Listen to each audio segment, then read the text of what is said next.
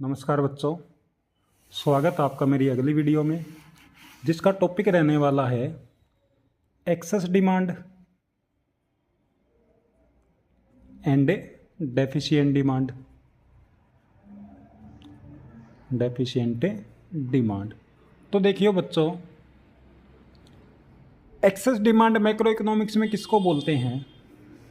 जब हमारी प्लान्ड जो एग्रीगेट डिमांड होगी वो ग्रेटर देन होगी फुल एम्प्लॉयमेंट एग्रीगेट डिमांड से। प्लान्ड एग्रीगेट डिमांड मीन्स वो डिमांड जिसकी लोग प्लानिंग करके चल रहे हैं उसको बोला जाएगा प्लान्ड एग्रीगेट डिमांड। और फुल एम्प्लॉयमेंट एग्रीगेट डिमांड किसको बोलेंगे? वो एग्रीगेट डिमांड जो फुल एम्प्लॉयमेंट के लेवल तक पहुंचने के लिए क्या है, इनफ है, उसको बोला जाएगा फुल एम्प्लॉयमेंट एग्रीगेट डिमांड। तो एक्सेस डिमांड में क्या होगा? Planned aggregate demand greater than होगी फुल एम्प्लॉयमेंट एग्रीगेट डिमांड से, ठीक है। डेफिशिएंट डिमांड में क्या होगा? जो हमारी प्लान्ड एग्रीगेट डिमांड होगी वो रह जाएगी कम, किससे? फुल एम्प्लॉयमेंट एग्रीगेट डिमांड से।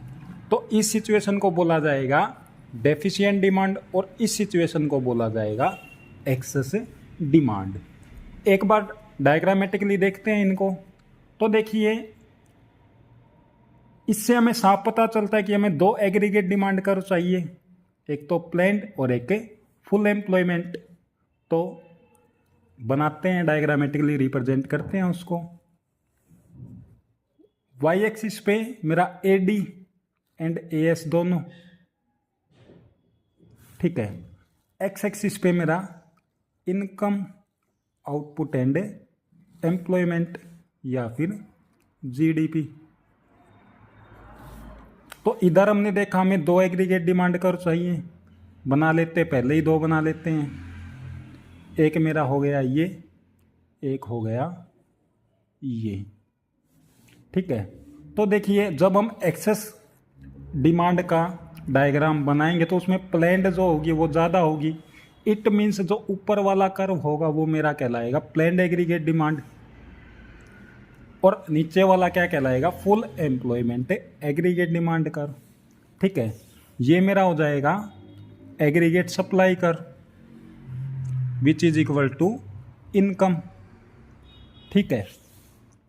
तो ये मेरा इक्विलिब्रियम पॉइंट है फुल एम्प्लॉयमेंट पर और ये मेरा प्लान्ड पर।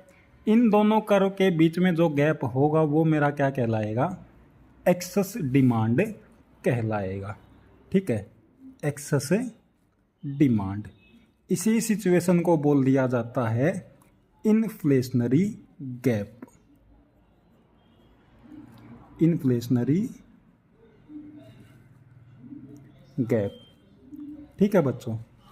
और जब हम डेफिशिएंट डिमांड का डायग्राम बनाएंगे उसमें क्या होगा? फुल एम्प्लॉयमेंट ज़्यादा होगी और प्लान्ड एग्रीगेट डिमांड कर्व कम होगा। तो बनाते हैं, इधर भी हमें दो एग्रीगेट डिमांड कर्व चाहिए, पहले ही दो एग्रीगेट डिमांड कर्व बना लेते हैं। एक तो हो गया मेरा ये, एक हो गया मेरा ये।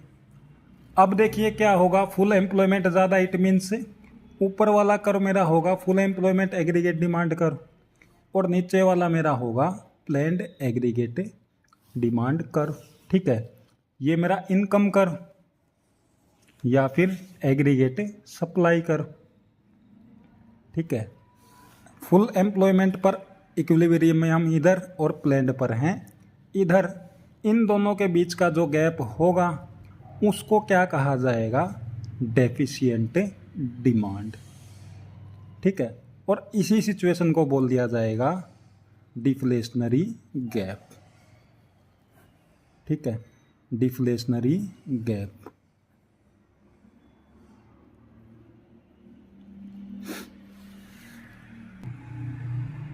अगला टॉपिक बनता है बच्चों हमारा कोजिज। कोजिज मीन्स कारण। कारण किस चीज़ के? जो हमारा डेफिशिएंट एग्रीगेट डिमांड है वो क्यों है, उसके कारण क्या हैं। और जो एक्सेस एग्रीगेट डिमांड है उसके कारण क्या हैं, ठीक है, ये कारण पढ़ने हैं। डेफिशिएंट डिमांड, लोग डिमांड कम कर रहे हैं। कम क्यों कर रहे हैं? क्योंकि लोगों के पास पैसा कम है, सीधी सी बात है। तो एक तरीके से हमें कारण लिखने हैं कि लोगों के पास पैसा कम कैसे हो सकता है, क्यों होता है, ठीक है। सबसे पहला कारण होगा जो प्राइवेट कंजम्पशन एक्सपेंडिचर है,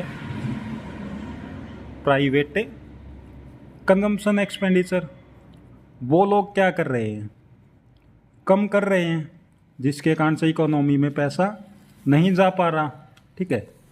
और एक्सेस डिमांड का कारण क्या हो जाएगा, प्राइवेट कंजम्पशन एक्सपेंडिचर क्या हो जाएगा, ज़्यादा हो जाएगा, ठीक है। दूसरा रीज़न क्या होगा, दूसरा रीज़न इसका बनेगा जो इन्वेस्टमेंट एक्सपेंडिचर है, इन्वेस्टमेंट वो भी क्या हो रहा है, इकोनॉमी में कम हो रहा है। इन्वेस्टमेंट कम होगा तो इकोनॉमी में पैसा कम जाएगा, पैसा कम जाएगा तो इनकम कम होगी लोगों की, जिसके कारण से लोग डिमांड कम करेंगे। इसमें एक्सेस डिमांड में इन्वेस्टमेंट एक्सपेंडिचर क्या हो जाएगा, ज़्यादा हो जाएगा, ठीक है। तीसरा रीज़न क्या होगा, तीसरा होगा गवर्नमेंट जो है वो एक्सपेंडिचर कर रही है इकोनॉमी में कम। गवर्नमेंट एक्सपेंडिचर कम करेगी तो लोगों के पास पैसा कम जाएगा, पैसा कम जाएगा तो डिमांड कम होगी। एक्सेस डिमांड में गवर्नमेंट एक्सपेंडिचर हो जाएगा ज़्यादा, ठीक है। चौथा पॉइंट बनेगा एक्सपोर्ट जो हो रहे हैं वो भी क्या हो रहे हैं, कम हो रहे हैं। एक्सपोर्ट कम होंगे तो लोगों के पास पैसा कम आएगा, ठीक है। एक्सेस डिमांड में क्या हो जाएगा, एक्सपोर्ट हो जाएंगे ज़्यादा। अगला पॉइंट क्या बनेगा, इंपोर्ट ज़्यादा है। इंपोर्ट ज़्यादा है इसका मतलब पेमेंट ज़्यादा हो रही है, लोगों के पास से पैसा ज़्यादा जा रहा है, इंपोर्ट हैं वो ज़्यादा हैं, इसमें हो जाएगा इंपोर्ट कम। छठा पॉइंट बनेगा हमारा जो टैक्स रेट्स हैं, टैक्सेस वो लोगों से लिए जा रहे हैं ज़्यादा। टैक्स ज़्यादा पे करेंगे तो लोगों के पास पैसा कम रहेगा, पैसा कम रहेगा तो डिमांड जो होगी वो ऑटोमेटिकली नीचे आ जाएगी। एक्सेस डिमांड में क्या होगा, टैक्स रेट हो जाएंगे कम, ठीक है बच्चों।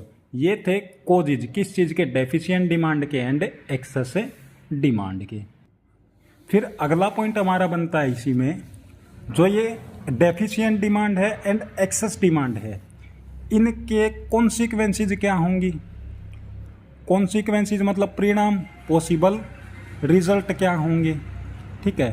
तो सबसे पहला क्या होगा, डेफिशिएंट डिमांड में डिमांड कम है तो एक जो प्रोड्यूसर होगा उसकी सारी चीज़ें बिक नहीं पा रही हैं तो उसको अपने पास अनडिजायर्ड स्टॉक रखना पड़ेगा, वो सामान जो उसका बिक नहीं पाया, ठीक है। दूसरा होगा loss of profit, loss of profit. इसका मतलब जो एक प्रोड्यूसर है उसको अपने पास अनडिजायर्ड स्टॉक रखना पड़ा, बिना बिका हुआ माल रखना पड़ा। उस माल को बेचकर एक प्रोड्यूसर प्रॉफिट कमा सकता था, लेकिन अब उसको नहीं कमा पाएगा तो उसको क्या हो जाएगा, प्रॉफिट का लॉस हो जाएगा। थर्ड पॉइंट क्या बनेगा हमारा, डिमांड कम है तो इकोनॉमी में क्या आ जाएगी, डिफ्लेशन आ जाएगी। हमने पढ़ा भी है पीछे डिफ्लेशनरी गैप के बारे में, तो एक इकोनॉमी में आ जाएगी डिफ्लेशन। चौथा पॉइंट क्या होगा, अंडर फुल एम्प्लॉयमेंट इक्विलिब्रियम या फिर under employment equilibrium, employment equilibrium. इसका मतलब हम इक्विलिब्रियम में पहुंच चुके हैं कि इकोनॉमी जो है इक्विलिब्रियम में पहुंच चुकी है, लेकिन अभी तक इकोनॉमी में फुल एम्प्लॉयमेंट नहीं आया। मतलब कुछ लोग अभी भी ऐसे हैं जो करंट वेज रेट पर काम करना चाहते हैं लेकिन उनको अभी तक काम नहीं मिला है। तो ये थे कॉन्सिक्वेंसेज किसकी, डेफिशिएंट डिमांड की। आगे हम करते हैं consequences of excess demand. Excess demand की क्या कॉन्सिक्वेंसेज होंगी वो पढ़ते हैं अब। तो तो सबसे पहला पॉइंट क्या होगा, एक्सेस डिमांड है तो उसके कारण से इकोनॉमी में क्या आ जाएगी, इन्फ्लेशन आ जाएगी, इन्फ्लेशन आएगी। दूसरा पॉइंट क्या होगा, स्टैटिक जीडीपी हो जाएगी। इसका मतलब एक इकोनॉमी में जितने भी लोग काम करना चाहते थे उन सभी को काम मिल चुका है, ठीक है। उसके बावजूद भी अब डिमांड बढ़ रही है, डिमांड बढ़ रही है, लेकिन अब उस डिमांड को पूरा नहीं किया जा सकता। जितने भी लोग काम करना चाहते थे सभी को काम मिल गया, इसका मतलब रोजगार को नहीं बढ़ाया जा सकता। रोजगार नहीं बढ़ेगा तो इनकम नहीं बढ़ेगी, इनकम नहीं बढ़ेगी तो हमारी जीडीपी ग्रो नहीं होगी। जीडीपी क्या होगी, एक जगह पर स्थिर हो जाएगी। तीसरा पॉइंट क्या होगा, लॉस ऑफ प्रॉफिट। इसमें भी आएगा ये पॉइंट, लॉस ऑफ प्रॉफिट।